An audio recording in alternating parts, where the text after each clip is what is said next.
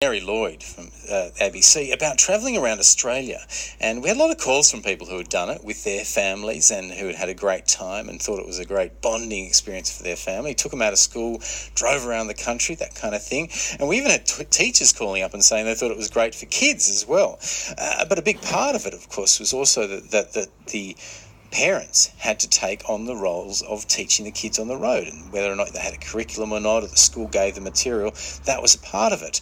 And it was interesting because it seemed to be that when you take kids on the road and you teach them yourself, it takes a lot smaller part of the day. It's not a 6-hour thing. It's, half an hour, and then you go and run around. And it made me think of homeschooling as well. I've actually just been travelling in the Midwest of the US, and I did bump into a few people there who homeschooled. It seems a lot more of a natural, normal thing that's done in the US, and I think in the US it's a lot more linked to religion. But I'm interested to see, does it actually happen in Australia, and indeed, why do people do it? So I'm joined now by David Roy from the University of Newcastle, who's looked into Australian homeschooling. It does actually happen in Australia, David? Oh yeah, Greg, good to be here. It does happen in Australia, and it's growing quite a lot. It's growing, okay. And so what are the category? Why, in Australia, what are the motivations for people homeschooling? Well, the largest reason, and the statistics I'm going to use are from New South Wales because they tend to have the most detailed statistics from NESA. The biggest reason is actually for special needs. Okay. That is given by parents, and it's voluntary for parents to say why they want to homeschool. There's no legal requirement why, but the largest grouping that is mentioned at 24.5% of people who homeschool is because of special learning needs. Okay, so that's the students with disability or special needs, and they think the schools don't cater for it, and so they end up teaching themselves. Is that basically that either they feel the schools aren't catering for it, don't have the ability, don't have the desire, or they just think that they can actually meet their kids' need better. Yeah, okay. And the next one after that is philosophical. For just basically they don't agree with maybe mass education systems. And what particularly philosophical is that? As I said, in America, I know it's a lot is linked to religion, and you wanting to teach the Bible at home and concern about school. Is that one of the big categories in philosophical? No, that's one of the smaller categories. Really? Only 6% of people in New South Wales state that they homeschool for religious reasons, and only 0.3% for bullying. So the philosophical is much more about ideas, maybe how education should be run, maybe less desire for standardised testing, or the structure. A lot of people who unschool their kids, as it's called, where the kids basically decide what they want to learn that day, they might be well more suited for the philosophical reasoning. So the whole reason for people doing it. Well, that's fascinating. Give us a call, 1300 222 702, if you homeschool your kids, and tell us why, and I guess what the experience is like. I mean, I can barely get my kids to get out of bed and go to school in the morning, let alone teach them for the day, so I'm frightened by this. I was thinking, is there an increase at all in people who are homeschooling because of anti-vaxxer reasons? Because we've seen some people who are opposed to vaccinations are being excluded from schools. You can't send them to certain schools if they haven't done it. Is there a move for those people to actually, homeschool as well? Yeah, well, we don't have any evidence of that, and I'd find that one hard to accept because the number of people who homeschool have their kids engaging with lots of other kids in the community as well. It's not isolationist. So therefore, if they're not vaccinated, they're the ones who'd be getting really ill because they're not listening to the science that's going on. So there's no evidence that they're a grouping that's doing that. Whether that's different in Queensland, perhaps, where Ms Hanson's party is a bit stronger and spreading some of those strange stories, but we don't have evidence of that. I think you'll find that some of the biggest areas of that are actually on the north coast of New South Wales, interestingly enough. But just going back to the whole thing about the philosophical differences about education. Yes.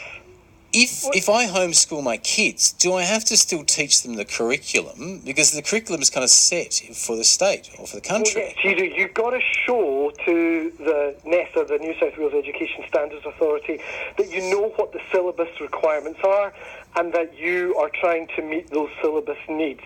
And every year or 2 years, an authorised person has to come to your house, see that you actually have a child and they're healthy and thriving, and just have a look over what you're doing to say, you're going in the right direction. Really? But within that, just like in schools, there's a lot of flexibility to then choose how you deliver that. Yeah. So for instance, you might be looking at the Antarctica, and your child might say, oh, that's to do with the environment, and then you start looking at the environment and recycling or downcycling and impacts of that, and it allows you that flexibility potentially to go really anywhere within the knowledge and cross over between science and HISI and English and drama and multiple subjects. And I guess there's that same flexibility in schools as well. And do these people, because we were talking about this earlier this week, if you're homeschooled, you still have to do NAPLAN? No. That's something that you opt into. We've got to remember that all schools have to pay for NAPLAN. So if you as a homeschooler want to do NAPLAN, and a number of homeschooling families do, then you have to pay for each NAPLAN test, just like schools have to pay for every kid.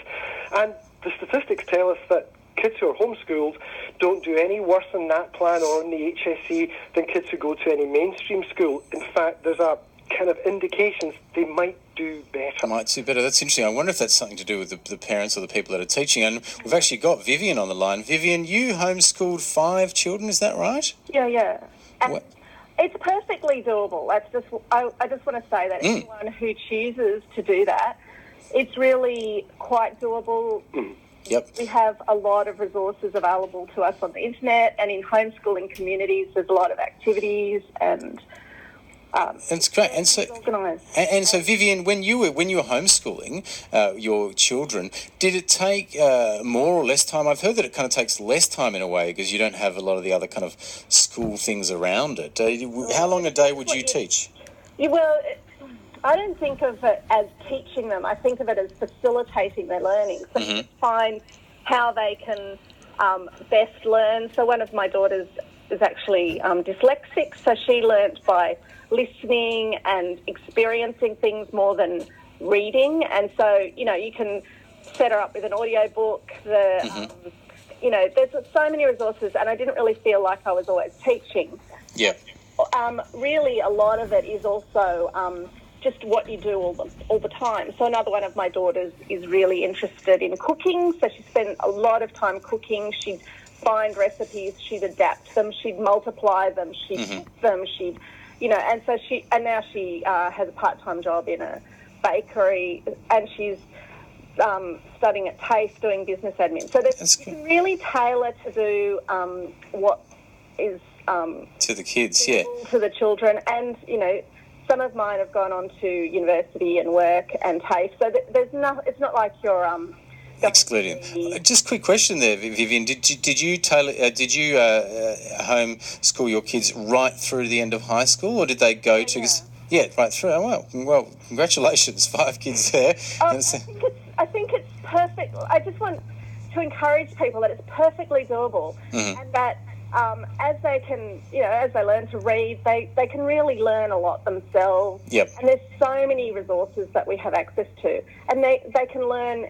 There's classes in the community, like the dance classes and stuff, but there's also things in the homeschooling community. And that's great. There's big networks of homeschoolers, so you don't need to feel like you're on your own. No, thank you so much, Vivienne, for telling us. Vivienne who's homeschooled 5 people. So that's quite an amazing story there, David. Is that similar? That basically do people normally homeschool kids right through primary school and high school, or do they often send to high school later on?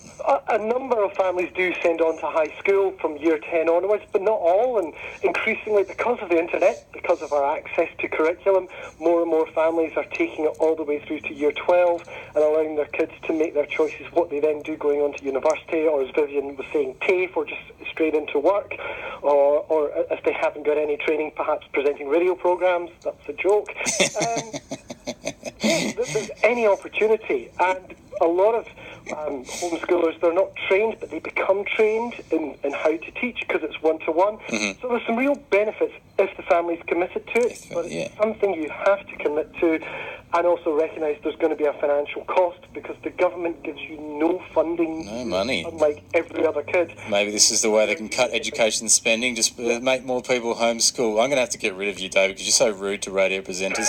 Not that I even count myself. No. Thank you so much, David Roy from the University of Newcastle, for enlightening us on the homeschooling network. Richard Glover is here. Richard. He's funny. Oh, sorry, hang on a second. Richard, sorry. Well, he's funny. He's funny. He's good. Yeah. Could you imagine homeschooling your children? No, I wanted to get rid of them by 8:30 every morning. Yes, indeed. Now, so you don't want to homeschool. The other thing I've got to update you on, Richard,